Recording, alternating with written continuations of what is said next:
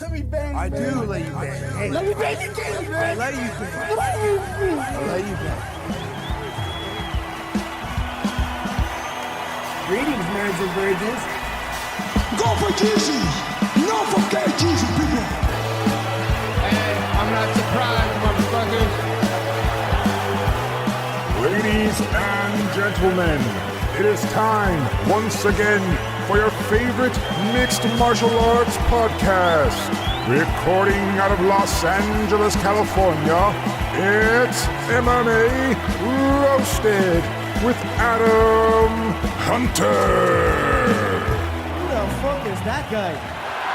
Who the fuck is that? Hey, everybody, welcome to a brand new MMA Roasted Podcast. I'm here with Bill Dawes, one of my favorite people in the world, hilarious comedian, great actor, true friend. Like, you're one of those guys that if I ever needed something, I don't know if I could count on you to because I have certain friends that I have that if I had to get rid of a body and I called them, they would my friend Aldo is like that guy. There's like five guys. I don't know if I'd call you. I feel like you might. No, but I could pick you up from the airport. I'm like that level of friend. I could pick. Yeah, but I think you would though. I think you would get rid of the body, but you just would like don't tell me anything. Like you would just start to know, and then because I think I'm one of those people that would like that until I tell my wife, and then she'd be like, "No, you're not going to go drive that guy," which she's like, "You have kids, blah blah blah." But I understand it though. Well, the question: are you the type of friend that if anything were to happen, like someone were to Me Too me, you'd come out publicly and defend me?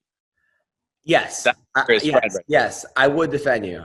Are you trying to tell me something? Because I feel like there's that's a very specific question. Because people happens all the time. They get in trouble and they're like, "Oh, I got friends," and their friends are like, "Yep."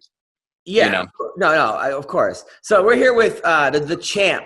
We have Julianna Peña in the house. She's a real friend. She's somebody that if I had to get rid of a body, I would call her. She might actually have her own body to get rid of, but she is the champ. When she won the belt, I was going apeshit.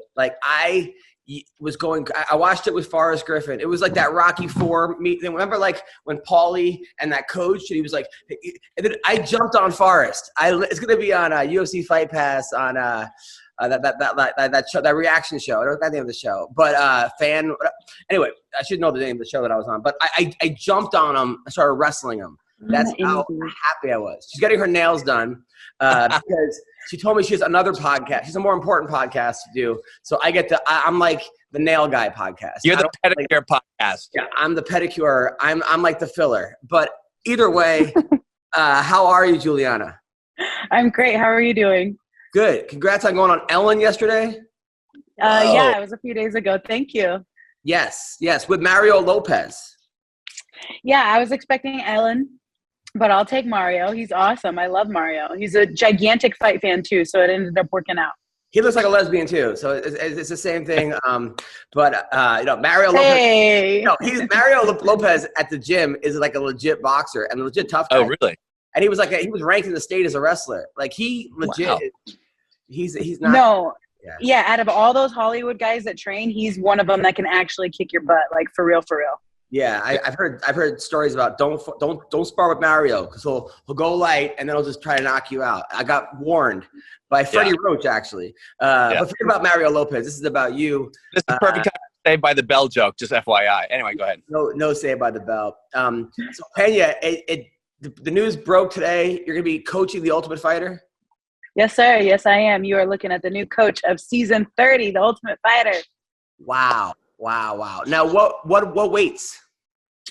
So I believe it's 125 and heavyweight, 125 women and heavyweight men. So I couldn't be a bigger contrast, but I guess they're doing it big for the 30th season. So I like it. Now you won the Ultimate Fighter. Yeah. You were an underdog and no one was picking you and you went out and you won once again, proving everybody wrong. Are you excited to coach? Are you excited to be the coach? I'm super excited. I feel like everything's coming full circle for me. And what better way to give back than to where it all started for me personally. I got my start in the UFC in 2013, coaching or being on the show. So to now give back to the next generation of up and coming fighters and to come back to where it all started for me is an honor. I'm super excited. Are you nervous? Because sometimes you like speak your mind, and I love it. But there are times that you say things that on paper that don't necessarily like what you mean. Are you nervous about being edited the wrong way? I told my sister that today, that I can't even really trust what comes out of my mouth half the time. And I'm really, really trying hard to like breathe, take a beat, listen to what was asked of me before I start, spouting off at the mouth. And I think that's going to be the most difficult thing for me, because I just say what I think, no filter, and it's really getting me into a ton of trouble. And I don't mean to come across as, insensitive, but it's definitely something that I'm working on and trying to navigate as I go on this journey of, having all eyes on me now that I'm the champ. So it's going to be interesting. So let me ask you about the Ultimate Fighter, because obviously that's not live. So anything you say is pre-recorded. Is there a team, like a crisis management team with Ultimate Fighter, just to make sure that none of that shit gets aired? Like, you get to pre-screen what's said? No, I mean, I guess they kind of edit it like to how you actually truly are. So I have a uphill battle, because how I am can sometimes come across as not the best. So I hope that I might send some cookies to the editing team, or like some Starbucks gift cards or something, and just pray and hope for the best, that they're just going to get me in the best light, but we'll see. Well, the truth is, you're one of the nicest people I know, and you're such a kind heart. You got the biggest heart. You're like most people, they win the championship, they're like, Adam who? Like, they change their number. You're not that person. Have you noticed that now that you're the champ, have you got more friends? Are people reaching out to you? Are rappers trying to get in your DMs? Like, what's going on? There's definitely a lot of people reaching out to me. Absolutely. There's so many, and it makes me sad that I can't get back to everyone. And it's just been a total like media, like people are constantly, I have at least 10 messages or 10 emails a day from like somebody that they want me to be a part of this, or they want me to be a part of that. And, my one best friend in Spokane, she said it best, everybody wants a piece of the gold, so it's kind of something that, I anticipated, and I knew that was going to come. And so I'm definitely wearing that hat, and I'm proud. I would just say that my phone's been a lot more busier than normal.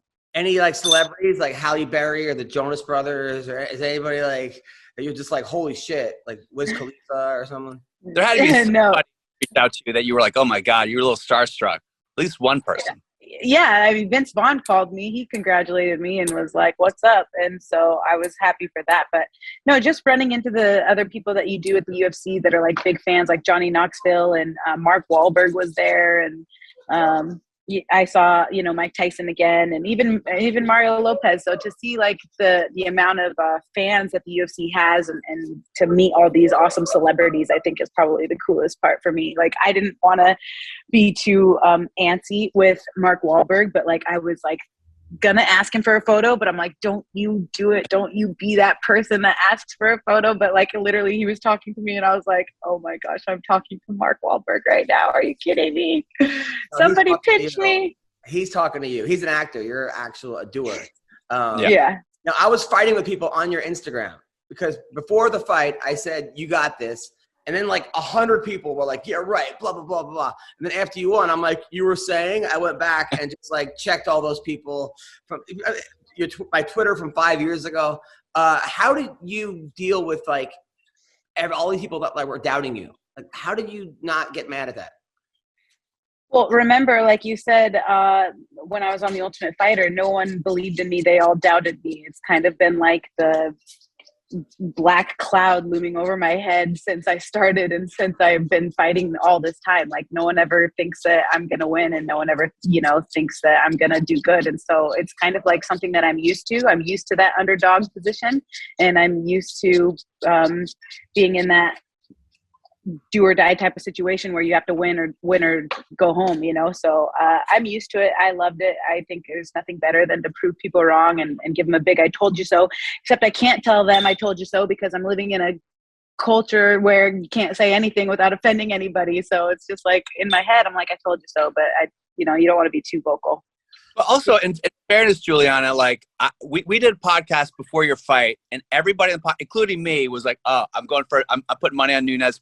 And Adam was the one guy who was like, "No, I'm telling you, Julianna's got this." We were like, "What?" Same thing. Just we were saying, I spent 10 hours 1,000%.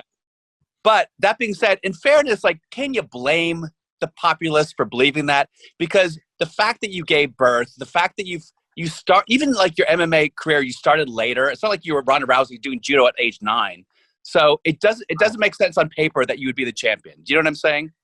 What is it about you that makes you so different and so special? I think it absolutely says on paper that I'm going to be a champion because I'm a fighter. I'm a fighter. I'm a fighter through and through. In my heart, in my mind, in my body, in my soul, I am a fighter. They always say, how'd you find fighting? I'm like, I didn't find fighting. Fighting found me, literally. I have this innate ability inside of me to never want to quit, to never want to give up, and to just be relentless and to be that person that says, I told you so, and to make people believers. And so that's just something that's either in you or it's not, and that's definitely something that I think with my upbringing, with my parents, with the way that I grew up as a kid, getting beat up by my family, and with even the hard lessons that I've had to learn in MMA, fighting world champion after world champion, fighting the top that the division has to offer, and just being relentless in my spirit and having that mental fortitude to continue to push through even when I don't want to push through. I think that, maybe on paper my record's not undefeated, but I will say that the machine does a really great job of hyping the people that they want to hype up and making the regular public believe whatever it is that they're trying to sell. They do a great job of that. There's nobody that does it better. But anybody that's a true fan like Adam, and anybody that's actually paying attention, knows not to count me out, and that I'm going to kick, punch, literally do everything that I have to do in order to get my hand raised. If I gotta, with regards to not pulling hair and eye gouging. No, I knew if it was a battle of toughness, there was no way you were going to lose. I was the one nervous was like, oh shit, maybe won't get to that point. Yeah. When did that fight go exactly how you thought it was going to go? I wouldn't say exactly, but it pretty much went the way that I thought it was going to go in regards to I was going to get my hand raised at whatever cost, but I definitely anticipated it to be more of a brawl. I was prepared to go 25 minutes of pure fighting. And so for it to be ended in the second round was a bit of a shock to me. I thought it was going to go longer and be a little bit of a harder fight, but hey, hats off to her. If whatever her excuse is, if she wasn't taking me serious, if she was underestimating me, if she, had COVID or whatever it is that she wants to tell herself, that's fine. Because we're going to run it back and we're going to do it again. And we're going to be able to, I'm going to be able to put the naysayers to bed a second time and run it back so that we can, just replay it in everybody's mind. Hi, hello, I'm here. I already introduced myself, but let me make the introduction once again, just in case you guys aren't hearing me. I love that about you, because a lot of people, like, if they had any kind of doubt in themselves, they'd be like, all right, I won, who's next? And you're like, fuck it, I want her again. And that just shows the kind of person you are. The first round, when she took you down, I was like, no. I was like, no. And then you go back to your corner, and Rick is like, you got her just where you want. And I'm like, am I watching? What the, like, what are they telling her? I'm like, are they, what type? And then the second round, so the first round, that couldn't have gone the way you wanted, the first round. Actually, it did. It went perfectly. If I got like a teep kicked, I think, to the ground, and I was like, yes, come, do this. I had my back taken, but she was like getting a straight arm lock. I was like Sakuraing her arm, and I was like, I'm going to get the first ever win by straight arm lock in the UFC. Like, I legitimately thought that's how I was about to win.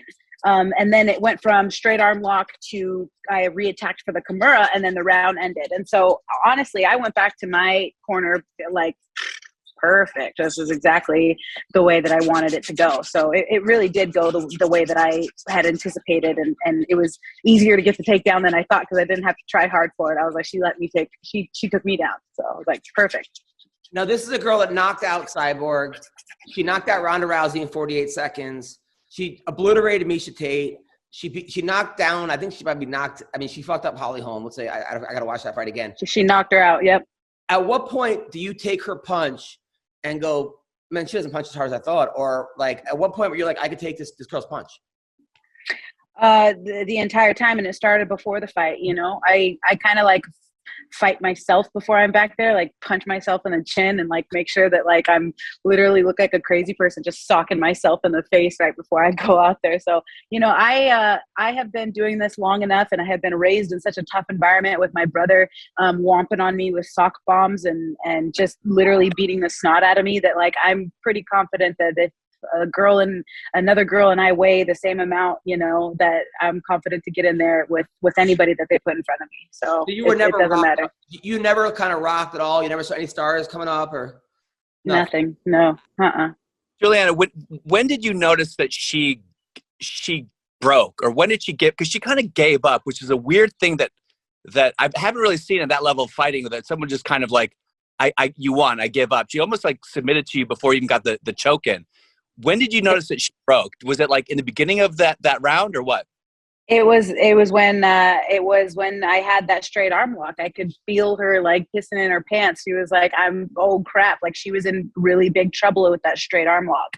And when she got up from that, she had a big smile on her face, but she wasn't smiling because she was like, yeah, I got her. She was smiling like, oh, F, you know what I mean? Yeah. So definitely in that first round. Now, people were criticizing the fact that she tapped to that choke, but Rick said that you guys worked on some special variation that he knows that made that choke differently. And then people were like, yeah, right. I'm like, no, this dude's a fucking wizard. Like, Rick is the most underappreciated coach. If anyone could come up with some kind of strange thing, it's this guy. He's just not the loudest guy in the room, but he's a nerd. Is he telling the truth? He's absolutely telling. Is that sick jitsu? Yes. Yeah, that's sick jitsu. He's absolutely telling the truth, and that is a choke that I beat Sarah McMahon with the same exact thing in the same exact way. So it's just for him, for anybody that doubted, it's just like, no, that's a fact. That's a real choke. It's a legit choke, and we've been working on it for a long time. So I won the same way back in January with that same exact choke. So it's not something that's like some secret mystery. It's just a variation of a rear naked choke from Sick Jitsu. Nuts. He like, it was like the Capitol rally. He stormed the octagon. He got arrested. He got thrown away. Did you talk to him afterwards? Then he was like crying in your arms. It was like Rocky, except that you were Rocky and he was Adrian. Like what happened there? No, you know, me and Mike started within 1 week of each other. We have been brothers and sisters in arms since we started in 2008. And so we're very close. We've always talked about this moment. We've always talked about, you know, getting our careers to this place. And so for one of us to be the first one to do it, I think was very special for him. And hang on for just 1 second. I love you. You want to say hi? Hi. Hi. Say hi. Give me a kiss. Hi. Give me a kiss. Can you ask your dad for $20? I forgot tip money. No, we'll keep it here. I'll keep it here. Yeah, that's fine. Hang on for just 1 second. Yeah. Hey, do you have $20 cash? I'll pay you back. I forgot. Thank you. What was that? Are you her dude? Are you like the pimp now that you're the champ? Like you're like, get your dad to give you $20? Is that what's going on here? Give me that money. No, I just didn't have time. I am literally so stressed for time right now. I have to go buy another suitcase to pack for the Ultimate Fighter. I have the LFA fights that I have to go to tonight. Then I have to pack all my stuff tomorrow and then head out, you know, first thing Sunday morning. You guys were split up. They were saying single mom. Then you guys are at Disneyland. Now you're getting $20 from them. What is going on here with you? Like, talk about this. No, because talking to friends that we can't talk about. No, yeah, no, we're doing our thing. We're doing our thing. So okay, the co-parenting thing. Co-parent. I know he's a cop from Chicago. So yeah, thank you. The only guy that can handle you is a Chicago cop. By the way, so if there's he can't handle me, actually. No, he prefers his students, but that's okay. Oh, okay. So the only guy is a black belt cop from Chicago. That's so like I thought like maybe this will work because he's a black belt cop in Chicago, but it seems like you guys are good. It seems like nothing's changed. I'm happy because it was chaos before, so it's chaos now, which is great. So you know, we're just doing what's in the best interest of our daughter, and that's, you know, parenting to the best of our abilities. So that's all we care about, is making sure that everything's good for our daughter, and that's the most important thing. She's getting trained in jiu-jitsu and sikh-jitsu and fighting, or no? Or you keep it? He owns a gym, and she trains a few times a week. She's still real young, though. It's hard to get her to pay attention. Yeah, she just turned 4, so it's really hard to get her to pay attention. But yeah, she's such an awesome kid. She's seriously the best. She's so cool. Who takes you to school? I do. We both do. So I do it, you know, 3 times a week, sometimes 2 times a week. Sometimes he does it 2 times. But we trade off and on depending on what his days off are. Do all the kids run up to you and go, "You're the champ"? Do they make a big thing saying at her school? No one knew who I was or what I was doing prior. And then literally in the last week, I've been getting like parents coming up to me every day when I'm dropping her off, and they're congratulating me. And, you know, the school's sending little notes in her little homework folders congratulating me and sending me, you know, emails and stuff saying congratulations. So if they didn't know before, they know now, and they're very supportive. That's awesome. I get bullied by my kid. My daughter's friends are like, they told her I was a comedian. They go, "You're funny." Try to poke me. They all point to me and go, "You're funny," but like in a rude way. And then this little boy tries to hug my daughter every single day, which is fine, but he's like coming on too strong. So I tell him, I'm like, "Hey buddy," his name is Ocean. I'm like, "Hey man, just, you know, it's hard to get, you know, you're a little bit, you're coming on a little, you're gonna get friend zoned." I'm trying to. Yeah, I don't know how to feel about that. Like, they talk about little boyfriends and girlfriends, and I'm like, I'll kill him. You know, like, heck no. She's not allowed to date right now. She's 4. One little kid punched my daughter, but I was like, "You got to tell the teacher." My wife's like, "No, knock him out." I'm like, no, like, you're not. I'm gonna just tell the teacher first and then see what happens. But don't. I have questions for you, Julianna. They're very serious questions. Yes. Fun. Yes. Has Hollywood come to you with movies, scripts, and films? Because it seems like you're custom made to be an action star. Number 1. Number 2, has Maduro reached out to you? Did you say Moderna? No, the president of Venezuela. Oh, Maduro. No, he hasn't. That's okay. No, he hasn't. And that's so funny. The color that I'm choosing is Hollywood and Vibe. But the answer is no. So I did get some sides and some scripts sent to me through an agency, but like, honestly, I think that's kind of the wrong direction for what I'm trying to do right now. I just need to focus on fighting. You get paid through fighting. Everyone knows you through fighting, and this is how you're going to make your money, is through fighting. All that other stuff can come later, but the second that you're distracted with the Hollywood and the LA glam and everything like that is when you go into the cage and you get knocked out, you know? So I just want to focus right now all of my attention on defending and being the champion and being the best champion that I can be. And then after that, of course, I would love to do that kind of stuff. Absolutely. I think. Still doing stand-up comedy though for my next comedy jam. You're going to do 7 minutes on the comedy.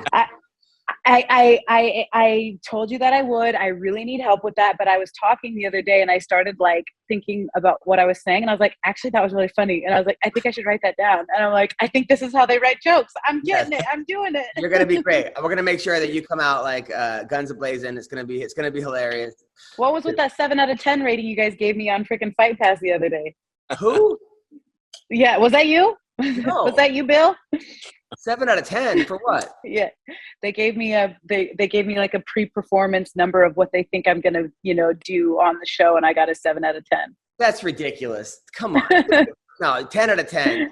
First of all, she went and saw me when I was performing at like pizzerias and pizza. She was on crutches. Like, I never saw a person with more crutches on it. Like, her entire ACL was blown. It was like a transformer, both legs. Sitting there like, I'm like, this is Julianna. I'm like, when's your next fight? She's like, I'm fighting in 2 weeks. I'm like, out of your fucking mind. Dude, this girl is like, But that's the thing. I am such a comedy fan, and it's something that I've always wanted to do, and something that like I've thoroughly enjoyed all my life. Like I am a massive comedy fan, and so to finally, put something together. I mean, we'll see how it goes. When is it again? I think it's in April. She helped me with my audition for Tremors 5 too, which went to Jamie Kennedy, by the way. Jamie Kennedy actually beat me for that audition. Didn't we do something with Jamie Kennedy though? I feel like he was still in that area where we all like. No. Jamie Kennedy came to Spokane one time, and I ended up hanging out with him when he was in Spokane when he visited. I love Jamie Kennedy. He's great. No, 100%.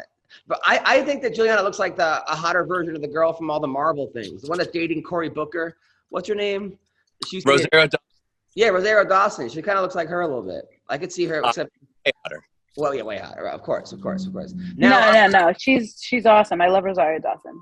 Now I see you trying to get Ronda to come back. I see you baiting Ronda. You're like, I wish Ronda would come back. She just went back to the WWE. Do you think there's a chance that she'll come back to fight you? And never say never, right? Like I definitely think that that's a chance. Okay, so here's what I'm looking at it as. Number one, if I was this gigantic superstar in the UFC and I last went out on 2 knockouts, me as a fighter, that would bother me. That would like eat me and destroy me at my core. But maybe it doesn't for her. You know what I mean? Maybe she doesn't care, and maybe it doesn't bother her at all. For me, it would bother me. So I think that that's got to be something that she, wants to do to rectify her way of leaving. So I think that's what real champs do anyways. You know what I mean? Real champs fall off the horse and they get back on and they still ride again. So I'm just hoping in terms of her wanting to, avenge those losses that she comes back. And I think it would be great for her. It'd be great for me, of course, and it would be great for the fans. I think that's what the fans want. So it's definitely, in my opinion, not out of the realm of possibility. But I mean, you'd have to talk to her about that. She said anything you might want to come back. Who knows? What was that? Has she said anything that she might want to come back? Like any indication? I have no idea. No, I have absolutely no idea. But you were there, right? When she lost to Holly, you were in Australia? I was in Australia. I was in front row there. Yep, I was. Why were you there? Because I was waiting for her to win so that I could call her out, because they weren't letting me fight for the title then either. So I was supposed to be like, let's go, I want to fight Ronda. Just like I did at UFC 200 when I fought Kat Zingano. What'd you say? Did they fly you out there? They flew me out there. Yeah, it was the best, literally the best time I've ever had. Honestly, Australia was so much fun. The people were great. They drove me around in their Ferraris and they like are drunk by noon every day. Like they're so fun. And it was such a beautiful, beautiful spot. Literally, Australia is gorgeous. I had so much fun. What's up, people? Bet Online would like to wish you a very happy new betting year as we continue to march to the playoffs and beyond. Bet Online remains the #1 spot for all the best sports wagering action for 2022. It's a new year. It's a new updated desktop and mobile website to sign up today and receive your 50% welcome bonus on your first deposit. Just use the promo code CLNS50 to get started. They got football, basketball, hockey, boxing, UFC, to your favorite Vegas casino games. Don't wait to take advantage of the amazing offers available for 2022. BetOnline is the fastest and easiest way to wager on all your favorite sports. BetOnline, where the game starts. All right, check them out now. So you were there just to talk shit to Ronda? Pretty much, I think. Like they flew you out in the front row, were they telling you like storm the cage as soon as you went? No, they don't tell you anything. All they say is they're just coming to be a special guest and to hang out at the fan experience and do some signings and talk to the fans. And so I'm always down for that. Of course. Now, did you buy a new house now that you won? No, I'm still in the same spot, but my agent really wants me to buy another house. Like I'm part owner of the one that I live in now, but he's like, just be done with that one and go buy a new house. And so I'm like nervous to call the realtor, like I know that my agent really wants me to, but I'm nervous, right? Are you going to live in Chicago, stay in Chicago? Yeah, I have to. Yeah. Cause with her dad and everything, he ain't going nowhere. And he's such a great dad. I don't want to take her away from her dad. Got it. But you did your training camp in Washington. No, so Rick always comes out to my camps here, and he'll bring like some bodies with him. So like Alex Gonzalez was one of my training partners, and Brady Heastand was one of my training partners. He'll bring people out, even from Las Vegas. Maria Favela was one of my training partners, and he'll find the bodies and bring them to Chicago to come live with us, and then we'll get the training camp on from there. Now, the guy that like broke your leg, remember that training, that idiot guy you were training, he like shattered your leg in 12 places and you were like, you almost career ending. Like, totally. Did you call him after you won the belt and be like, hey, fucker, have you ever spoke to that guy? Yeah. So here's the little fun fact about that. When that gym accident happened, he quit the gym and never came back. And then circle back 2 years later, maybe to the day, I was downtown celebrating one of my friends' birthdays, and he was down there super drunk. We were both super drunk. We ended up getting jumped, him and I both. It was the first time we had talked to each other, first time seeing each other since the accident. We got jumped on the street, and then that's when I got arrested because they said that I kicked that bouncer in the balls or whatever, which is not true. But that ended up coming full circle. Like, what are the odds that like I tear all my ligaments out, and then the next time I see you, I'm getting jumped and arrested? Like, I got to stay away from that kid. But also, why are you getting jumped? I don't know anybody that gets jumped. You're a hot girl that just got, what is this, World Star? Like, they just, who jumped you? So literally it was like a street brawl. And it started because my training partners that were there, and like, you know, when alcohol gets involved, people are always trying to like roughhouse you and try to like pump you up and stuff. So we were all just like doing our own thing. We ended up like bumping some guy, and then this guy turned around, he smacked my ass. And so I shoved him to the ground, and Whoa. I was like, don't ever touch me again. So then when the bars were closing and everyone was leaving, we went outside the bar, and all of our friends had gone. It was just me and him, and he's really short and small. So then all their friends came and attacked him and I ended up literally like clotheslining the guy so hard in the neck, like, get off of him, because he was curled up in the fetal position getting beat up by these three dudes. And so I literally clotheslined one guy in the neck, and I swear to this, I bet you anything he feel like he got cracked in the neck with a baseball bat. That's how hard I freaking hit him. Like, I hit him so hard, get off of him. And I picked Juggy up off the floor. I'm like, we gotta go. We're getting jumped. Let's go. So yeah, we ran, and that was horrible. We'll never see that guy again. This guy just is bad luck. If he sees this, I love you, Juggy. I'm sorry that we keep getting in these freaking situations. You ran and the cops like tracked you down? No, we ran to the bar that we started at, and the bartender was one of Rick's fighters that I've like reffed his fights before. So I'm like, Levi, let us use the bathroom, because my friend Juggy, he was literally bleeding out of his ears, his nose, his mouth. He was bleeding everywhere. I couldn't figure out where he was bleeding from, so I'm trying to clean him up.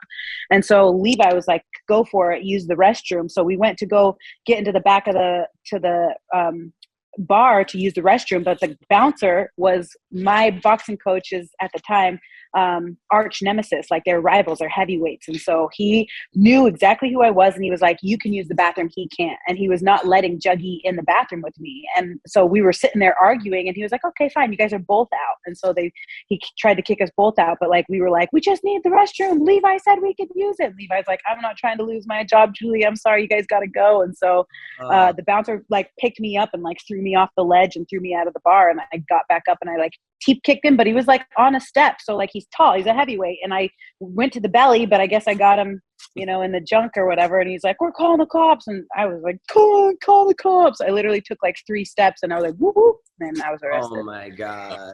Yeah, it's a nightmare. I mean, this is going to be part of your book. So her other sister, by the way, is a professional newscaster who's like this hot newscaster girl. She does the weather, right? She's like the weather girl.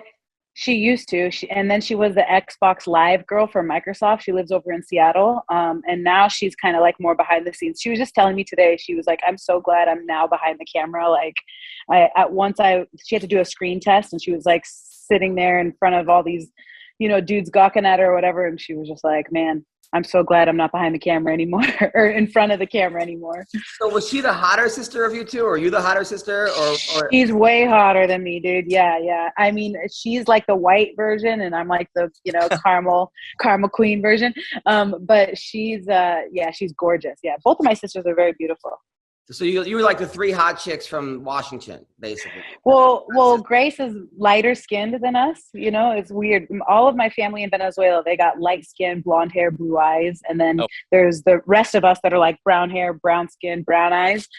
So Grace was the lighter one of us. And me and my other sister, we look like, you know, little dirty kids. And so, and by dirty, I just mean that we were like darker. Like, I'm not trying to, okay, that's going to sound horrible. Somebody edit this part out. Yeah, look at you. It's okay. By the way, me and Misha Tate are now good friends. She hated me because of Julianna. The first time I had Julianna on my podcast, it was like back in the day, I was like kind of trying to be like the Howard Stern of MMA. So I'm like, so do you triangle guys during sex? And she's like, yeah, of course I do. So I choke them out and then make them eat my, like, it just became like ridiculous. And then Misha got mad at me and she's like, I'm never doing your show again if you make questions like that. And now 2 kids later, Misha's like the dirty comic. Misha's great. Yeah. She texted me, you know, she was obviously there. She was in the back before I went out. I was going to kill her because she came to the back while I was getting ready to go out. And I'm like, I specifically told everyone, even Mike, like, I don't want to see anyone. I don't want to see Mike. I don't want to hug anyone before I'm about to go out there. I literally don't want to talk to anybody. And then like, I'm trying to get ready to warm up and like, here comes Misha. She's like literally taking pictures of me while I'm on the mat training. And like, I'm about to go out there and I was like, I told you guys, I don't want to see anyone. But yeah, she wished me the best and she congratulated me of course afterwards. And so I'm happy for her. She's on Big Brother right now. I hope she's killing it. And I can't wait for her to get out of there because I'm going to be in Vegas for the next month. Was there ever being nervous about like, shit, I may have to fight Misha next because she's your friend? No, because her head coach, she's using my head coach as her head coach, Rick Little, and she's going to move down to 125 and fight there. So what better thing for us to both be 2 Washington girls and having the belts in 135 and 125 and both being from the Pacific Northwest. I think that's best case scenario for both of us. Now, Colby versus Masvidal, who wins this fight? And who are you rooting for? Okay, so I would have rooted for Masvidal, and I thought we were boys or girls, whatever. But then he like was totally going against me in my fight with Amanda, which of course American Top Team makes sense. But since that's the case, I'm gonna go with my original Pacific Northwest boy, Colby Covington. Since Masvidal obviously doesn't. But, I mean, Julianna, I know a girl. We have a mutual friend who says you won't talk to her because she liked a post of one of your opponents. That's true. I don't know which girl you're talking about, but there's probably like 4 of them. Like, hello, loyalty, loyal to the soil. If you are liking my opponent's stuff, like, you're dead to me. Dead. Wow. Wow. Okay. I mean, you don't think maybe she could root for you, but also like the person? Here's the thing. I whoever that person is, tell them that I'm sorry. I was in a fight camp, very sensitive. It's like PMS when you're in camp, and I've grown up. I'm not mad at her anymore. I'm sorry. Well, the person takes pictures and has big boobs, so I think you'll know who we're talking about. That was a really sensitive time in my life, and I don't think I'm over that one. That one really, honestly, broke my heart. Adam, that broke my heart. All right. Okay. I got it. Okay. There was something, we were talking about that. I think we brought up in a fighter. I'm like, that's one of the things I love about Julianna. You have Dude, this girl's getting me all these signings and doing all this stuff. I'm like sleeping at her house. Like, we literally go everywhere together. She knows that I'm about to have the biggest fight of my life, and she's liking all of my opponent's stuff. And like, I'm just like, I thought we were, dude, like, if I would have known that, I would have not stayed at your house. I would have not gone to all these places now and be like, you told me that. I like both of you. But I understand though. I understand where you're coming from. It's a very personal thing. Fighters are sensitive. This is, yes. So if you're dating a guy and he likes any other woman's post on Instagram, that's a problem, right? It's over. He has to be my biggest fan. Wow, you and my wife get along very well. I could see that why you guys. My wife is.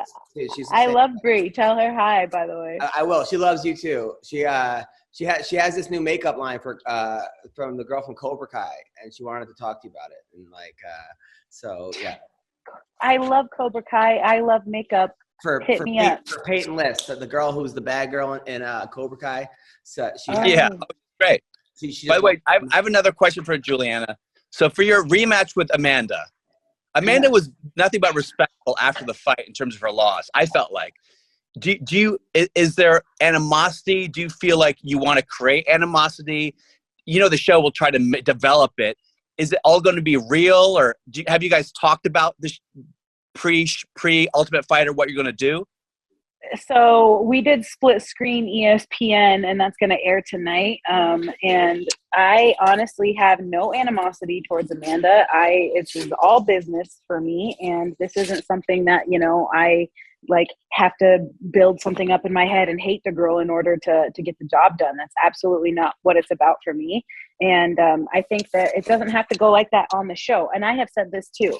I am not going to do anything vindictive or malicious or anything like that. But if something happens to me, then it's on. So I'll play fair. Try to make it happen. They will try to make a fight between you two.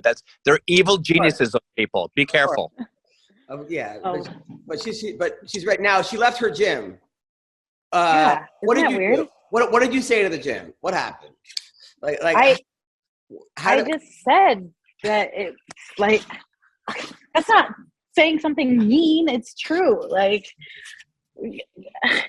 You've been there for how long? You're literally the face of the gym, and then all of a sudden, you lose one fight and you tell them all to stick it and you're going off to greener pastures. I mean, I don't understand it. It just sounds like a mess to me.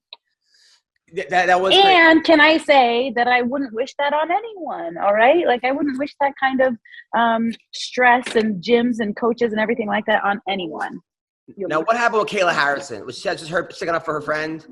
And she's a lot bigger than you. She's she's 55, right? Yes. See, that's the thing. Are they friends? Because before the interviews for my fight, they're like, so Amanda, how do you feel about Kayla being the team captain of American Top Team? And Amanda was like, what are you talking about? She's not the team captain. And then Kayla obviously wanted Amanda to win so that they could fight each other. Who needs friends with enemies? Who needs enemies with friends like these, Yeah, right. Exactly. Got it. I don't get it. Yeah. Kayla's good though. Kayla's a good fighter. I don't know, man. I don't know what's going to happen for her because she's just bigger and better than everyone else in that weight class. There's nobody that's she can't come out 35. No, but wouldn't you just encourage her to stay then at that point? You get to fight scrubs and you're going to be fighting for your next, third million? Stay where the money is. Don't be stupid. Right. Exactly. Well, listen, Julianna, you're the best. I am so happy we're friends. You're one of my, I went crazy when you won. I literally went ballistic. I can't wait for our kids to meet. When are you taking your kid to LA anytime soon? Yeah, actually, I'm going to be there on Thursday for Super Bowl Radio Row. I'll be there all Thursday. And you know what? I don't know if my publicist is going to meet me there to watch my kid and help me so that I can get these interviews done. So you and Bree should bring your baby and let's Violet and Issa meet and let's can you watch her for a little bit while 100%. I'm doing this Radio Row? We would be honored to watch your kid to have, that would be amazing. That would be so much fun. My daughter loved Mackenzie Dern's daughter. They would going crazy, but then that girl kept taking my daughter down and pulling guard. She thought I was playing, and Bree and Violet was like, "Why does this girl keep trying to break my arm?"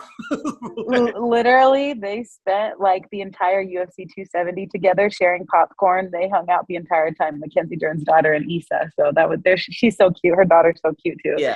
Yeah. But I haven't met your baby yet, and I know. I need some help while I'm doing these interviews for the Super Bowl Radio. I will take your daughter. We'll do some. I got another baby chair in the car, and we'll take her to all these little fun things. And Thursday, I'm just there in the morning, and then I leave at night. Well, I know all the fun kid things to do in town. So okay, that sounds really creepy, but I actually really do.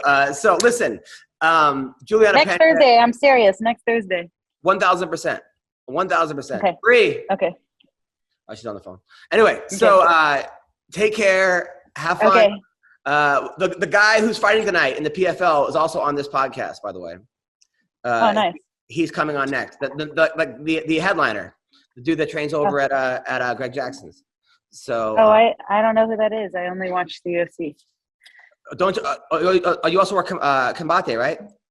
Yeah, Combate Global. That's the only other. Okay, those are the only two organizations I watch. Yes, his name is Argueta. He's the champion, Daniel Argueta. No, he's 6-0. He's fighting Marian Santos, who's 12-0 for the LFA tonight. And he's going to be on the podcast right now, as well as. Wait. LFA tonight? Are you talking about here in Chicago? Because there's a LFA here in Chicago tonight that I'm going to. Yes. Oh, I thought you said PFL for some reason. I'm so sorry. No. The LFA tonight. Yeah. I'm going to be there. Yeah, the guy. Yeah, because I recorded the interview earlier. So Daniel Argueta is also on this podcast. So awesome. Well, best of luck to him. I hope he kills it. Seriously. He's from Chicago. So. You got that's great. Yeah. Yes, I will. Wait, is that the guy that was on The Ultimate Fighter? Yes. Oh, yes. No, I know Dan. Yeah. He also trains with the Karate Hottie and Holly Holm over at Greg Jackson's. And he was Izzy's wrestling coach. I'm just kidding. Awesome. He's a really good guy. So he's also on this podcast as well. And then the Karate Hottie makes an appearance too. So awesome. Okay, well, have so much fun, you guys. I'll talk to you soon. You're the best. Take care. You're the best. Hang up for me, please. I will. I got you covered. Bye. Thank you. Bye. All right, Julianna Peña. She's awesome. Very cool. Yeah. And how long? You've known her for 10 years? Since 2011, maybe. Yeah. Wow. 2010. Yeah. She's. I mean, she's good people. I'm so happy for her. I mean, literally, she's one of these people. I tell my kids, because I'm not gonna win my match. I'm like, Julianna Peña was a 10-1 underdog. Nobody counted her. Everyone counted her out. Yeah. It's a matter of whether or not you believe it. Doesn't matter. I told my wife, I'm like, I think that Peña and me are the only people who think she's going to win. She's like, it's the only person that needs to believe it.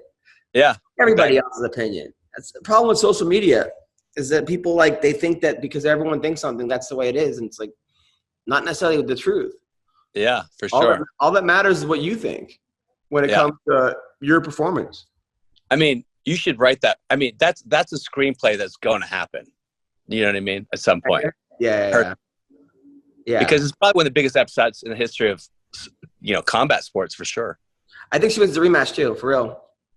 Yeah. I think the other girl's broken. As far as I don't think she wants it anymore. I think that and especially she's left her gym. You left Mako and Mike Brown and all those savages over at American Top Team, to do what? To start your own gym? Yeah. What? Are you crazy? Yeah. I don't understand that at all. You lost one fight in 5 years. One fight. Yeah. You had one bad night. And that was enough for her to start looking at the future. How can I start making some serious money? Have my own gym. Yeah, but she did it anyway. I mean, she's made a lot of money. I mean, I don't get it. I mean, who knows? Who knows what really goes on or why she really left? A lot of it is so much of it behind the scenes, Yeah. You really never know what's going on. But I mean, I thought Colby was crazy when he left, though. I called him up. I'm like, Colby, I heard you left ATT. Are you nuts? You're amazing. And he's never looked better. Yeah. I mean,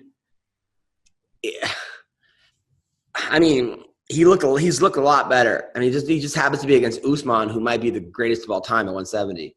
Yeah, for sure. But Colby's right there. I mean, those two. I think the second fight was a draw. Everyone thinks I'm crazy, but are they going to have the third fight? Do you think, or is it done? I don't know. I mean, I think this guy Chimaev is if he runs through Gilbert Burns, then Chimaev, whatever happens against him, then I think probably they're going to do Usman Chimaev. And I don't know if anyone's going to beat this guy Chimaev right now. I mean, the way he's looking.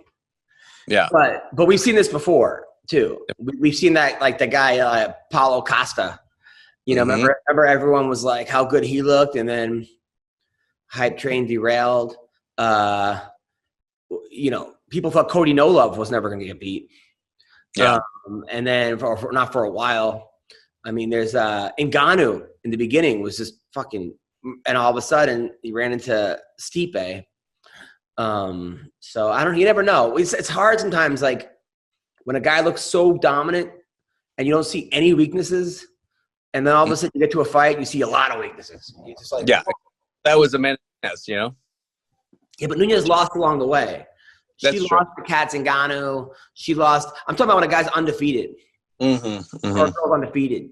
and you're just like, wait, whoa, like, and just murdering people early. Yeah. I'm just, that happens at anything, you know, all of a sudden, but it seems like a time, I don't know. It seems like a lot of times when you have like these dominant champs, I mean, look at Barao was the craziest one. Remember him? Yeah. He like, I think USADA might have had something to do with that too, but he was killing everybody. And then all of a sudden he ran into T. Dillashaw and then he lost like 9 in a row. Yeah. So much of this is mental, dude. Absolutely. Mental. All right. Well, we're going to get Daniel Argueta on. Bill, I'm going to sign you off because I did that because he could only do Monday night. It was the whole thing. I had to go kind of around the other way. But thank you so much, and have a good week, brother. You too, man. See you soon. Oh, the Karate Hottie. How's it going? Good. How are you? Sorry. It's okay. I'm Adam. Priorities. You talk to me. She was holding me up. Of course. I'm Adam Hunter, by the way, Karate Hottie. Well, you don't know her? No, I never met her. I'm good friends with like. Nice to meet you. She's friends with all the stars. Please don't roast me. I won't. No way. I'm not roasting you. Like, I know I'm looking like an Asian toddler right now, but you're roasting yourself. you got to do it before anybody can get a chance to. That's what I've learned. Of course. I'm good friends with B. Okay, cool. Yeah. You're getting ready to fight soon too. The first time I met Adam was actually at a show in LA with B and Luis. Okay, great. Yeah. So, but by the way, good luck on your next. What's your next fight? March 26th. Who are you fighting? Amanda Ribas. A girl. Amanda Ribas. Good. No, it don't matter. I love her. She's about to get smashed. I love her. I'll smash her for you, okay? I always wait. Oh, this is being recorded. Never mind. No, actually, don't edit it. That's hilarious. I love that. I'll smash her for you. She's hilarious. So, how are you doing, man? What's going on? Good, dude. I'm here. Let me find a spot. By the way, we're talking to Daniel Argueta, by the way, who's headlining the LFA this Friday night. First time ever headlining, right? Yes, sir. You are the main event. You are undefeated. You're 6-0. How does it feel to be the main event? You know, it feels good. I'm excited. It kind of sucks because I do like watching some of the fights after I fight, but it's gonna be cool, man. It's at home. I have friends bringing party buses there. It's gonna be so cool. I worked my ass off for this, and I know when I began fighting, my first event was UFC Salt Lake City. I went with Cub Swanson. I was with him for fight week and everything, and it was the first time I've ever seen MMA fights.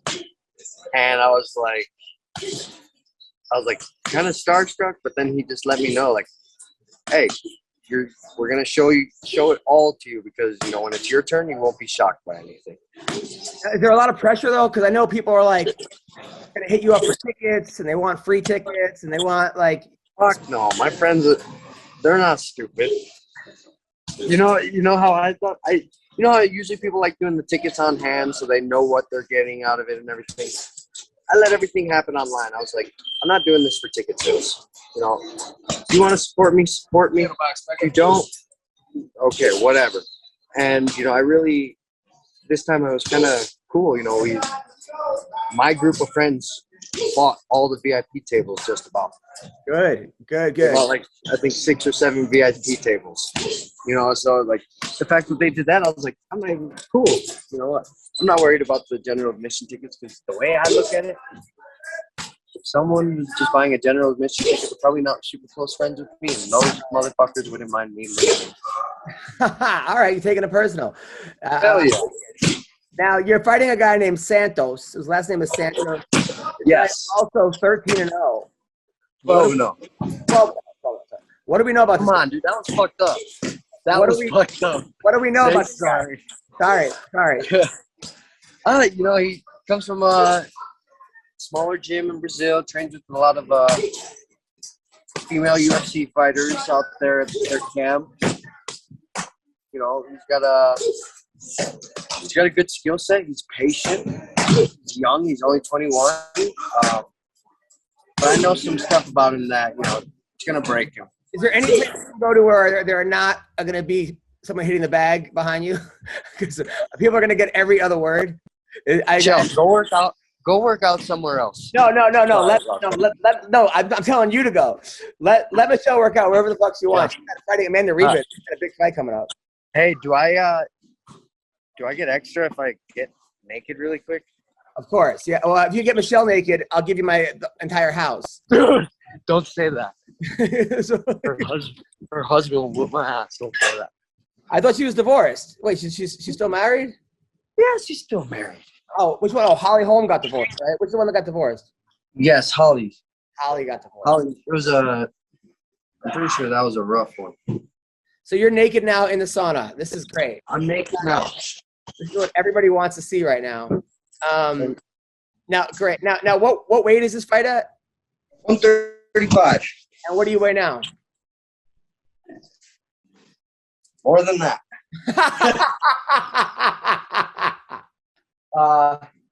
No, I'm actually on track. I got down to 143 pounds last night. Oh, night. You're eight over in like a week. That's easy. 100. Well, I got down to 143 last night. Began my water load because that last 5-6 pounds is that's the killer right there. I just got done training. I'm a gallon in already today. Gallon last night. So, just staying patient. Flying to Chicago tonight. So. Well, I thought the fight's not in Albuquerque?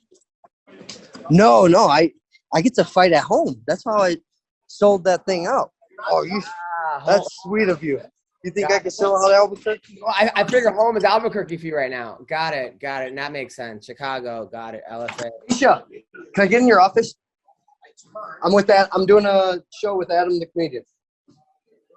Adam the comedian. Who's that? This is Misha. He's the manager of the gym. Oh, nice. That guy looks very angry. Hey, Misha. No, that's just his face. He's Russian. He's always angry. Oh, what's up, man? How's it going, Misha? Look up his Instagram. This is Greg Jackson's Winklejohn gym, by the way, in Albuquerque. I'm talking to the badass. Now, I was researching you. You went to a nationally ranked high school in wrestling in Chicago, right? Yes, sir. Well, they were nationally ranked when I was there. Wow. I mean, that's huge. Just a regular public high school, isn't a prep school or nothing? Regular public high school. You just happen to be in that district? Yeah. At the time, my sister was good friends with the hometown stud. She was friends with him. He was a 3-time, I don't remember how many state titles he won. But when I was only like 7 or 8 years old, and he said, hey, you should get your little brother into wrestling. He's an asshole and he's crazy. Wow. And so I started wrestling when I was about 8. And, I just remember right away, meeting the high school coaches. They would come to the kids program once in a while. And, so I knew these coaches that I was going to have in high school for almost my whole life. And they're still around today. I'm actually going to go into the wrestling room tomorrow to get one of my final workouts in. Wow, to the high school wrestling. You better make sure no one hurts you. Some idiot be a hero. Next thing you know, I'll fuck a kid up. Don't think I won't fuck a little kid up. Now, what were you ranked in high school? I wasn't even ranked in the country. I'll tell you, but it wasn't until my senior year of high school that I took like a turn. My freshman year, I didn't even start on the lineup until like a month and a half into season. They pulled me into the varsity room right away. They put me on JV as, varsity backup. I fucked around a lot. They taught me a lesson, threw me on the freshman team for a weekend. And my following tournament was like two weeks later, and I wrestled at the Al Dvorak tournament up north. And I think Iowa City West goes there. Montini goes there. Chula Vista wrestles there. It was a big tournament at the time. And I did well. I almost actually got a medal there. My first varsity tournament a week before I wrestled on the freshman team because I was fucking around. Wow. And then I was like, oh, okay. That season got most improved. My sophomore year season, I qualified for state in Who won my bracket? BJ Futrell won my bracket my sophomore year. Junior year, I fucked up. It was the first year they did like there was walkovers in the sectionals, or no, there weren't walkovers. It cross bracketed after they lost, and a guy that I beat first round ended up qualifying for the state tournament, and I didn't. I ended up tougher opponent. Finally, so senior year, you're like, it's like now or never. That was junior year, yeah. That was junior year, and I I started taking a turn. Qualified for Fargo that year. That summer, I tore my meniscus at training camp. Wrestling with Dardanes, I tore my meniscus. And then my senior years, when I was like, fuck this, no more excuses, no more fucking around. I'm going to do well. And, I think I went into the state series, ranked like 4th in the state. And that bracket was wild.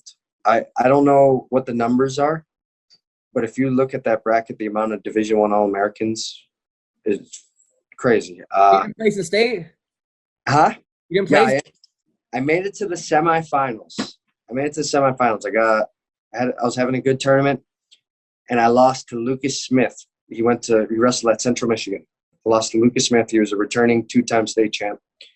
All year, he ducked me at the beginning of the season. And all year, I wanted to wrestle him. And I was up by 1.8 seconds on the clock. He's down, does a stand-up, runs out of bounds. Oh. Go back to the center, does a stand-up, and as I'm lifting him, I'm about to return him inbounds so that no one gets a stall call, because I didn't know if I was going to get one. Fucking hits a Granby roll, ankle picks me on the way down, scores 2. Oh. Right on the circle. Beats me. But you end up going to college, into Wisconsin Parkside, which I actually I performed there. I did comedy there a couple times. No way, that sucks. What is what it is. Did you get recruited there, or did you walk on? I got recruited there. So at the end of the tournament, the guy that I lost to in my first wrestle back, he actually ended up wrestling at Princeton, Kevin Moylan. And then he ended up winning a title the following year. Who he beat? He beat Brian Murphy from. Doesn't matter. I don't care about you. Yeah. All right, go on. Yeah. Fuck those guys. We don't like them anymore. Yeah. So the assistant coach was actually at the state tournament and recruited me right after I got my state medal, and I was like, "That's pretty cool." I was like, you know what? I'm gonna do that because I didn't get into the University of Illinois. I didn't get into any of these universities. They wanted me for wrestling, but I couldn't get in. Did you All-American over at Wisconsin? No. Listen to this shit. I quit my 5th year. Each season I would start, top 10, top 12. And just I wouldn't perform. I didn't give a shit, dude. I'd rather be in the bar. I'd rather be having fun. I hated cutting the weight. I hated training. I wasted it all. But all that helped me realize what I have now. And, I always had coaches and teammates tell me, you are probably one of the best wrestlers in this room, but you don't do the extra. And I agreed to it. I didn't. I even, I tell people now, like, I'm that fucking guy that does extra. I'm that guy. No one's allowed to beat me because I do. Now you can make money at it, so. Yeah. So then Izzy brings you over. Izzy knows you from Chicago and says, I want you to be the wrestling coach over at Jackson, or the assistant. Yeah. So he brought me over, and first I was coaching at his academy, and then I was also coaching at Montini. Brought me out to New Mexico to help Holly before a fight and introduced me to the gym. And I just remember getting here, and it's actually in this office where they used to have all the equipment. They gave me new stuff and were like, oh, when you're not training Holly, be at class. And I'm like, okay. I'm living in the dorm. Hard figuring out Holly because she's such a boxer, great boxer, and you're a wrestler. And do you know how hard to go with her? I mean, was it hard being her trainer? She was a good partner for me. It was, at the time, it was good for me. It was just getting hit in the face, getting used to it, and try to take her down. Did you train her before Ronda? No, it was after Ronda. Okay, so after Ronda. Her wrestling got so much better. So, dude. Well, I'm not taking any credit for that. Her wrestling got better once I started my career off with Cub. Her wrestling just went. Nah, man. I think that's because Izzy took the job that he introduced to me. He started coming out here again. Now Pico, I mean, you have some bangers over there. Aaron Pico, I think he's a little heavier than you, but did you train with him? Is that one of your training partners? Yeah, me and Aaron, we never really spar with each other anymore just because once I made the weight class drop, it got hard for me to go with, bigger guys, especially at this moment in camp. But we grapple with each other, wrestle with each other. Man, I'm fucking lucky. That dude, there was me, a wrestler from Iowa, and a wrestler from Stanford in a group with Aaron Pico. He beat my ass first, and I was like, I felt so down. I'm like, man, I'm the worst guy in this group. And then he started whooping the fuck out of all three of us, and I was like, oh, it's like that. He's that good. The guy wrestled for Iowa. He was beating up. And just like, wow. We're wrestling, shoes on, and I'm like, whoa, he's that good. It was wild. Now, Greg Jackson, I mean, he's been to camp, and it seemed like he was like going to be kind of a wash. Like, you're like, oh no, this guy might be a bust, a big time bust. And Jackson turned him around to the point where now he's looking like a world champion. What do you think about that? How do you think that happened? How did it happen? Yeah. Me. Seriously. Me. What do you mean? Talk to me. Why is it We were in California, and Pico actually came to train with us one day with Archuleta, Cub, TJ, and I. And he was just in a rough patch. It was after a loss, and he was like, hey, I was just coming back. I didn't live out there yet. And I was out there visiting. He's like, hey, how do you like New Mexico? I'm like, I fucking love it. The coaches are the best. They're teaching me how to fight. They're teaching me how to use my wrestling to fight. And they're trying to balance me out. I'm like, why? You think about going? He goes, yeah, I'm thinking about checking it out. I'm like, okay, I'm gonna let Coach Jackson and Wink know that you might be going out there. And I message them. They're like, all right, great. A week later, I'm already back in Albuquerque, and Pico's out there visiting. Wow. Now, 2 weeks later, he already had a house. Was it a hard adjustment for him? Like, were people was he like the new guy? Were people trying to go hard on him? Was he like? But I'm saying, like, why? How come Greg Jackson was able to get to him when all the other coaches weren't? The same way he got to me when I got here. Like connect to him. I'm saying, like, what is it about Jackson? Like, what is he? I don't know what it is, man. I think the nice thing about Coach Jackson is everyone has their own relationship with him. Everyone has a different one with him. My relationship with him is I never feel like I'm doing enough. I'm like, Coach, like, what could I change? What could I do? Like, and he has to tell me, like, stop. Like, you're fine. Pull back. You're fine. And I'm like, that's my connection of, like, I'm just like, he's helped me. Greg has helped me through so much shit, so much personal stuff, so much life things that I can't imagine what he's done for someone like Aaron, deep down. That's something special because I could see what he did for me, and I'm nowhere near where Aaron has gotten since he's met Greg. Told Aaron, stop giving a fuck about the fans and being exciting and just stick to what you're good at. Let's get some wins and stop going punch for punch people. Like, here's the percentage of you winning, doing what you're doing. Here's the percentage of what you're doing if you use your wrestling. It's like 99% if you use your wrestling. It's 50% if you're going punch for punch. Is that? Yeah. No, I agree with that. And you know what? I'm sure that was a part of a lot of their conversations. Right. It had to have been. Yeah, no. Us two, we're not at Aaron's level, and we know, like.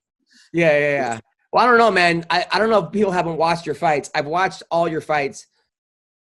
You haven't lost a second of a round. Every single fight, you've taken the guy down and beaten the shit out of him. Like, it was not even close.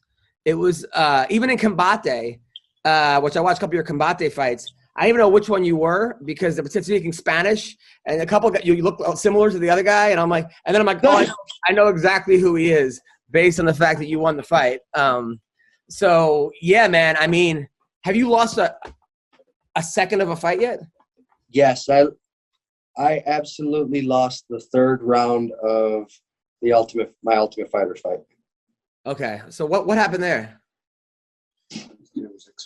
You know what? Going into that tournament, I was a second round pick for Team Ortega, or first round pick for Team Ortega, and everyone was picking their fights. And I drew the second day to fight. And they're like, who do you want? And I'm like, I want the guy with the best record. I'm winning this fucking thing. Let me take care of the hardest guy first. So who do you think that is? And they're like, I was like, I think it's Ricky. He's got the best record. He has the most experience. He's been in the big shows already. He's been on Contender Series. I'm like, I want him. I'm going to whoop the shit out of him. And they're like, okay, yeah, that's a good win. Dude has good fight IQ compared to me. Since I fought him, I'm like, oh man, I've watched that fight 100 times now, and I'm like, fuck, I won the first. The second was very, very close, and I think for the sake of the TV show and the, Dana wanting to be a little bit more entertained, they got the third round, and Ricky he rocked me 20 seconds into the first round or the third round, and I was like, oh fuck, I shot on him, threw up a triangle. He missed, but we ended up in a scramble where he took my back. He just body triangled me. He didn't do any damage, and I was just fighting that body triangle. I did not stop moving for 4.5 minutes. UFC after that. I'm surprised you didn't get picked to make the UFC. What were you? Not cool enough. Oh, come on. Really? Fucked up, right? That's fucked up, huh? You're too nice, you think? You're too good of a person? Is that what it was? I could do some fucked up shit. They want me to do some No, I'm kidding. I'm not doing it. My mom will be pissed. No, I love this sport, man. It made me a better person, Being around Cub, like I said, I was a shithead when I started. Izzy fired me because I did some fucked up things. And what did you do? I told him. I was out all night till like probably 3 a.m, and I had to be at the academy with a school bus to pick up a bus full of kids to take them to go watch the Midlands. And I was still fucked up from the night before, and I was like, he doesn't know. And I fucking started driving this bus to Northwestern. He was driving behind me. He pulled up in front of me, pulled into a gas station, said, get the fuck out of the car. You're fucking done. I know you're fucking drunk. And I was like, I was a 22-year-old kid. I was like, oh my God. Well, you're pretty lucky. I mean, you're very lucky, because that would have been. If it weren't for that moment, I'd probably be dead. Or what time is it right now? It's Monday. I probably wouldn't be at the bar yet. It's Monday, but that's where I'd be right now. Did you quit drinking? So I quit drinking for about 2 years. 2 years. Went cold turkey once. He fired me. Cub Swanson hit me up, said, hey, are you coming out to New Mexico or to California still? And I said, oh, Izzy actually fired me. So I think, maybe if you could put in a word. I was like, I'm a dumb kid. I'm like, hey, I'm willing to change my life. Cub didn't message me back. And like 2 weeks later, Cub messages me, hey, meet Izzy tomorrow. Give him a phone call. And it was like a day before I was supposed to go to California. And Izzy just went off on me at breakfast, fucking just off, yelling. We're in this little diner with 6 tables, and everyone's sitting down eating. And it's just me and Izzy at a table. And he's just going off on me, yelling at me. And people are looking, and I'm like, oh, fuck. He puts a plane ticket on the table. He's like, why the fuck should I give this to you? I'm like, because I'll change my life. And it's only been 2 weeks since I stopped drinking and fucking, messing up. And he's like, just so pissed. He's like, I'm going to give this to you, and it's for Cub. It's not for you. It's for Cub, because you're never going to fucking train in Chicago again. You're done. You're going to fail. You're going to fucking die with that bottle in your hand. You're done. Like, you're a piece of shit. And I was just like, fuck. God damn it. Okay. Went out to Cubs, and, I was excited. I'm like, okay, I'm going to California. This shit's going to be so fun. It's, woo, Cali. I get out there, and, Cub puts me in a bedroom. I think I had like a bed sheet as a blanket, a pillow with no case. Kendall wasn't living there yet. And a fucking laundry hamper. Oh, and he was like, all right, I have a fucking training bag and a small suitcase. He's like, all right, you're going to run in the morning. Then we got training. Then when we get back from training, you're going to go running again. When you get done running, lay down for a little bit. Then we got training again. Then you can lay down, we'll eat, and then we got training at night. We did that for months. You, Cub, TJ, and Archuleta. It was just me and Cub. It's you and Cub. living at his house in Palm Springs before he moved to Orange County. Wow. And then you And Juan would come out once in a while, and we were at his boxing gym at the time. So we're there and the gym that Cub owns, in Palm Springs. But we did that for months, and it wasn't fun. No. It wasn't fun, but it whipped me into shape. It got me in the best shape of my life. I quit drinking. I was doing what I said I was going to do. I was trying to change my life. Well, Cub is an angel. Man, Dude, that's awesome. for real, it's, I have an older brother at home, best older brother ever, fucking number one fan. Me and him are like two peas in the pod. And then I go to California where I think, oh, I'm all alone now. Now I got the best older brother in MMA. That's amazing. I love that story. Now, were you training with TJ before the Cejudo fight? When he got busted? We were grappling a lot at Gracie Baja, yes. Now, he got busted for EPO or EPO. Could you tell the difference? No, I don't fucking know. I had no idea. Honestly, like, people always ask me, and I'm like, I don't fucking know. All the dudes I train with are bad motherfuckers. Most of them are passing drug tests. He fucked up. Yeah. If I would have known, I probably wouldn't have been there. Right, of course not. Now, John Jones at your gym. Were you there for all that drama? No. Really? No, thank God. I was in California. I was actually talking to my mentor. My mentor is Greg Jackson's best friend, the guy that actually trains John Jones in shooting, bald guy. I live with him up in the mountains here in New Mexico. Guns? Huh? Shooting guns? Yeah. John Jones knows how to shoot guns? You haven't seen that? No. He's good, man. He's good. Go on his Instagram. Oh, God. My mentors taught him how to shoot really well, man. He's good. Man. Oh, man. He's good. And he's professional about it. Because he works with real professionals. There ain't no fucking around. I might not make any more jokes about him now. I know he's like a shooter. But you weren't there when he hit underneath the octagon at the gym or anything? Or? No, I wasn't out here yet. No, you weren't out there yet. That wasn't at this location. That was at the ghetto gym. Were you there when Diego Sanchez had his new trainer? When that? Yeah. Yeah. Did you ever meet that guy? Yeah. What was that like? Good. He gives a great massage. Come on. No, I'm fucking kidding. I'm kidding. I mean, so did that guy come into the gym at all or no? Yeah, he did. And you know what? I don't know why the fuck he let him in. I didn't let him in. The funny part about it, he bypassed us and he went and started training. Diego didn't introduce him to him. That's what's crazy. Sounds like an excuse. Was he giving Diego weapons or chasing him around with a knife or doing yoga with him or? Maybe there was blowing up balloon. He was chasing balloons. Oh yeah, he was chasing balloons around the octagon. Really? He was blowing up balloons and chasing Diego with the balloons? Throwing them around, and Diego had to catch him or not let him touch him. Were you guys just staring at him like, what the fuck's going on right now? Yo, I believed it. You believe what? That it was helping.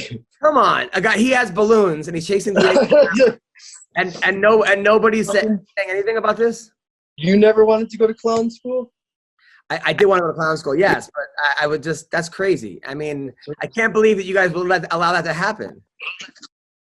Well, you know what? What I'll say about this place? Everyone's got their little bit of crazy in them. It's true. I got my little bit of crazy in me. Were you there when Mike Perry was there? That was the best. Why? That was probably one of my favorite times being here.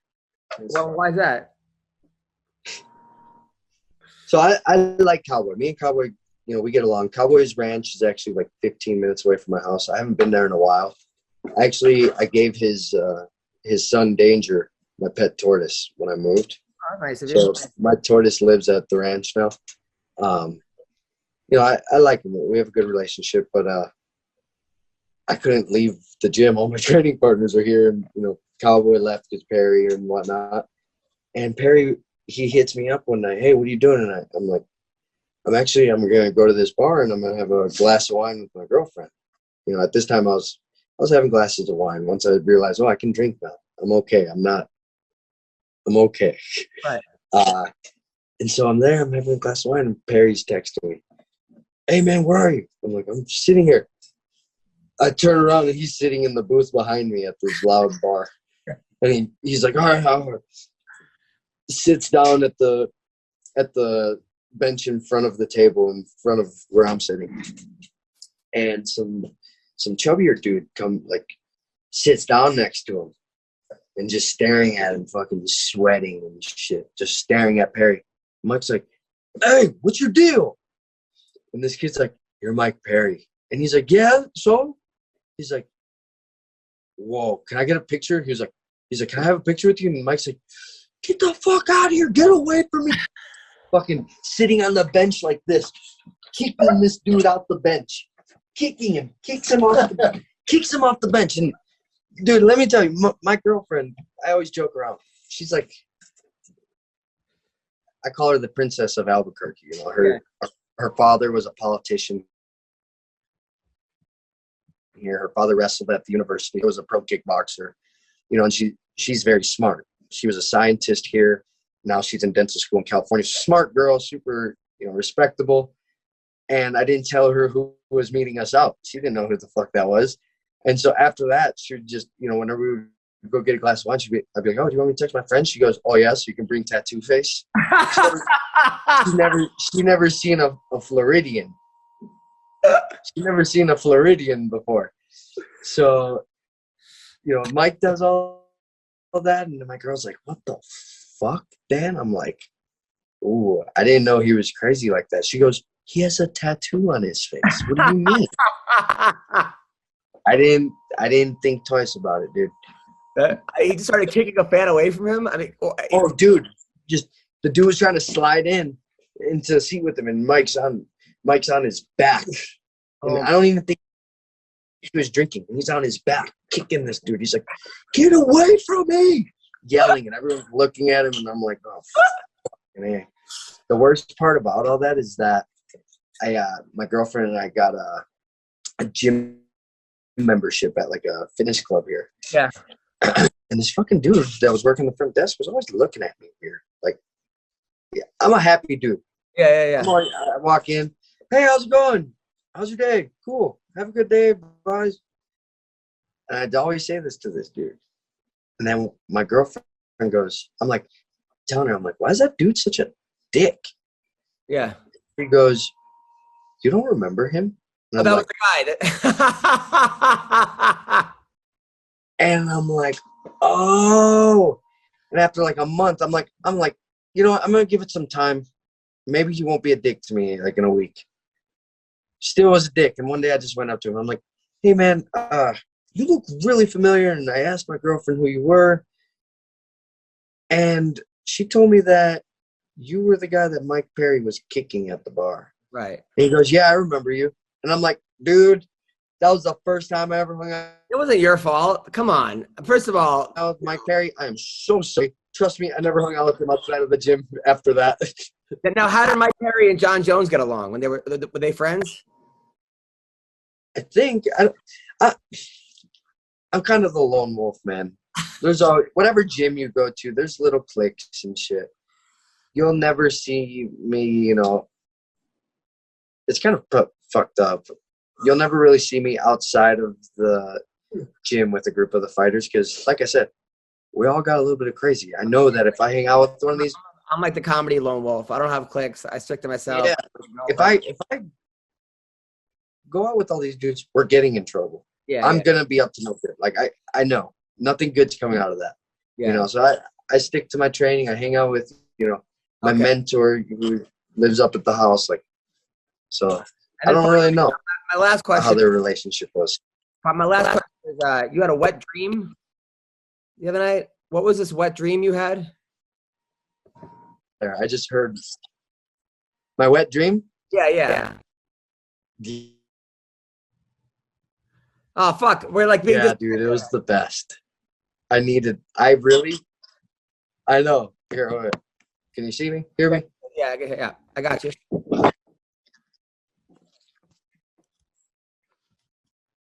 So I don't understand. You're like 29 years old, and you're having yeah.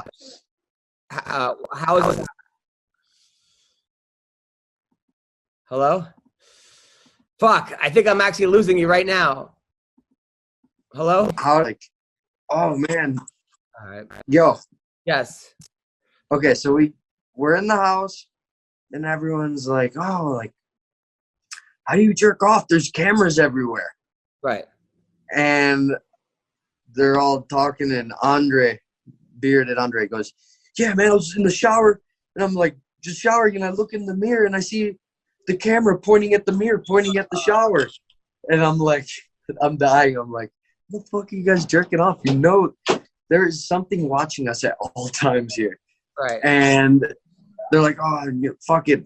I'm going to do it anyways. And I'm like thinking, I'm like, nah, fuck that, dude. I'm cool. Like, I can't even process that. I got all these cameras. I got a big fight coming up. I'm like, no, I'm not going to fucking jerk off in front of all your dudes here at this house and then have that on film. And they're like, oh, okay. And like, it was day 30. All these guys telling how they're doing it. Yeah, I go in this corner. Oh yeah, they can't see me in the toilet room, or I just go under my blankets in the middle of the day when my roommates at practice. and day 30, I wake up. I got this big old fucking oyster in my boxers in the morning, and I'm like looking down, big old spot, and I'm like, oh my God. And I look up in the corner of the bedroom, I look at the camera in my room, and I'm like this. I stand up, I look down at my crouch, and I just go, yes! And I grab those fucking sticky ass underwear, I throw them away. I go outside, and Andre Petoskey is out by the pool in a fucking thong, like a little Speedo, cleaning the pool, and all the other guys, Vince Murdoch, a little gang, they were tanning outside, and I'm smiling all fucking funny, and Andre looks at me, he goes, no way. And I'm like, way. He's like, it happened? And I'm like, yup. I was like, I'm just fucking, I couldn't hold it in. I'm just oozing testosterone. It just comes out of me. What can I say? And they're like, oh my God, Dan was so supercharged that he just oozed it all out. Well, congrats, man. I think that should be your nickname for Saturday or Friday night, Wet Dream. I think you should change your nickname to Wet Dream. Dude, that would be awesome, but my girlfriend's parents are going to be there. Who cares? So check this out. This is even better than that. So I went to SHOT Show. Do you know what that is? No. It's like a convention in Vegas. It's the largest convention for hunting, military, hunting, law enforcement, all that stuff, like all the technology and everything. And my mentor's friend who sponsored me for this fight, he's friends with the creator of Fleshlight. Oh, no. That guy works for a very, very important optics company now. But, I was like, oh, man, are we going to meet him over here? He's like, yeah. I was like, dude, get me a Fleshlight sponsorship. And so they were trying, like, he's texting this dude, and this guy's like, yeah, I want to meet him. And then I hear this whole story, but then the next day after dinner, we go to the optics place to go meet him. And he was all busy. I'm like, no worries. But, dude, I wanted to walk out the Fleshlight. Oh, that would have been amazing. Well, listen. To my fight and, pull my mouthpiece out of it. And then, give the Fleshlight. That would have been hilarious. Friday night, Dan, kick some ass. So proud of you. Thank you, Adam. A long way. It's an honor to have you on the show. And I'll talk to you soon, brother. Thank you, Adam. I appreciate it. No problem. All right. Well, that's our podcast. Thank you guys so much, and take care.